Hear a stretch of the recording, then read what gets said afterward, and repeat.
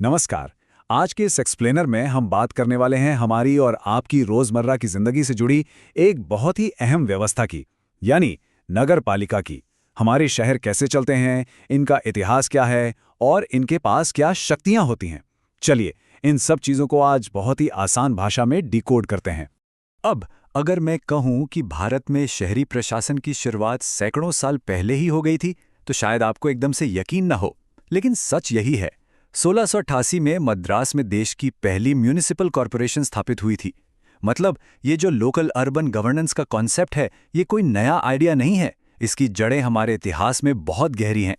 आज के हमारे सफ़र का रूट मैप कुछ ऐसा रहेगा। सबसे पहले हम इसके इतिहास पर नज़र डालेंगे, फिर 74वें संविधान संशोधन को समझेंगे, उसके बाद नगरपालिका के त्रिस्तरीय ढांचे को देखेंगे। इसके बाद हम बात करेंगे कि शहर की कमान असल में होती किसके हाथ में है, और अंत में इनके अधिकारों और कार्यों पर चर्चा करेंगे। तो चलिए बिना देर की शुरू करते हैं। भाग 1, शहरी प्रशासन का इतिहास, मद्रास से लेकर हमारे संविधान तक। तो जैसा कि हमने देखा, कहानी शुरू हुई थी 1688 के मद्रास से, लेकिन इसे हमारे संविधान में एक पक्की जगह दिलाने की राह इतनी आसान नहीं थी। 1989 में तत्कालीन प्रधानमंत्री राजीव गांधी जी के समय 65वां संशोधन विधेयक लाया गया था, जो पास नहीं हो सका। पर कोशिशें रुकी नहीं और आखिरकार 1992 में 74वें संशोधन के रूप में एक बहुत बड़ी कामयाबी हाथ लगी। भाग 2, 74वां संविधान संशोधन, जिसने रखी इस पूरी व्यवस्था की संवैधानिक नींव। 1 जून 1992, यही वो ऐतिहासिक दिन था जब 74वां संशोधन लागू हुआ। और सच कहूं तो ये एक असली गेम चेंजर था। इसने हमारे संविधान में कुछ बहुत ही महत्वपूर्ण चीजें जोड़ी, जैसे संविधान में भाग 9 का शामिल किया गया। अनुच्छेद 243 में त से लेकर य छ तक के प्रावधान जोड़े गए और साथ ही एक नई 12वीं अनुसूची भी लाई गई। सीधे शब्दों में कहें तो इस संशोधन ने हमारी नगर पालिकाओं को एक बेहद मजबूत और आधिकारिक संवैधानिक दर्जा दे दिया। भाग 3, त्रिस्तरीय ढांचा, यानी हमारी शहरी व्यवस्था की सीढ़ियां। अब क्योंकि हमारे देश में हर शहर का आकार एक जैसा तो होता नहीं है, इसलिए इस पूरी व्यवस्था को 3 अलग-अलग स्तरों में बांटा गया है। सबसे छोटे और विकासशील शहरों के लिए होती है नगर पंचायत, जिसे चेयरपर्सन संभालते हैं। उससे बड़े यानी मध्यम दर्जे के शहरों के लिए बनाई जाती है नगर परिषद, जिसके मुखिया अध्यक्ष कहलाते हैं। और फिर आते हैं हमारे महानगर, जिनके लिए होता है नगर निगम, और इनकी कमान होती है मेयर के हाथों में। मतलब शहर चाहे छोटा कस्बा हो या बड़ी मेट्रो सिटी, हर किसी के लिए एक परफेक्ट सिस्टम मौजूद है। चलिए, इस सीढ़ी के सबसे पहले पायदान यानी नगर पंचायत को थोड़ा करीब से देखते हैं।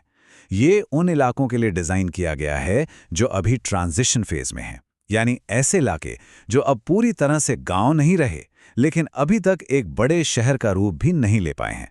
यहाँ की बागडोर चेयरपर्सन के पास होती है, जो इस बदलते हुए दौर की ज़रूरतों को संभालते हैं। और अगर हम बाकी 2 स्तरों की बात करें तो नवादा, जमुई या किशनगंज जैसे जो हमारे मिड साइज या मध्यम शहर हैं, वहाँ आपको नगर परिषद मिलेगी और उसके हेड को हम अध्यक्ष कहते हैं। लेकिन जब हम पटना, दिल्ली या मुंबई जैसे विशाल शहरों की तरफ रुख करते हैं, तो वहाँ की व्यवस्था संभालने के लिए नगर निगम होता है और वहाँ के सबसे बड़े अधिकारी को मेयर या महापौर कहा जाता है। तो शहर जितना बड़ा, प्रशासन का ढांचा भी उतना ही बड़ा। भाग 4, भूमिकाएं और नेतृत्व। आखिर शहर चलाता कौन है?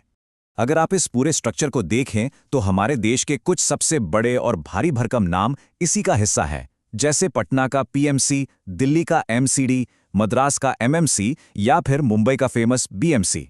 ये बड़े बड़े कॉर्पोरेशंस इस व्यवस्था के एकदम टॉप पर बैठते हैं और इनको लीड करते हैं हमारे मेयर।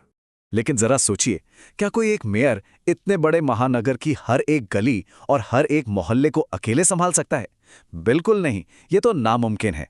इसीलिए पूरे शहर को छोटे छोटे हिस्सों में बांट दिया जाता है, जिन्हें हम वार्ड कहते हैं। और यही एंट्री होती है वार्ड काउंसलर या पार्षद की। ये आपके मोहल्ले के चुने हुए प्रतिनिधि होते हैं। इनका सीधा सा काम है मेयर के काम को आसान बनाना और ग्रासरूट लेवल पर लोगों की आवाज बनना। अगर इसे हम रियल लाइफ से जोड़कर देखें तो जैसे पटना नगर निगम की मेयर हैं सीता साहू जी। वहीं अगर हम मुजफ्फरपुर हाट की बात करें तो वहां के वार्ड काउंसलर हैं इंद्रदीप कुमार चंद्रवंशी जी। ये नाम सिर्फ उदाहरण नहीं है, बल्कि ये बताते हैं कि टॉप लेवल से लेकर आपके घर के पास वाले वार्ड तक ये पूरी लोकतांत्रिक चेन असल में कैसे काम कर रही है। भाग 5, शक्तियां और कार्य। इनके पास अधिकार क्या क्या हैं? आपको शायद ये जानकर हैरानी हो कि हमारे संविधान ने नगर पालिकाओं को पूरे 18, जी हाँ, 18 अलग-अलग विषयों पर फैसले लेने और काम करने का अधिकार दिया है। ये कोई छोटा-मोटा नंबर नहीं है।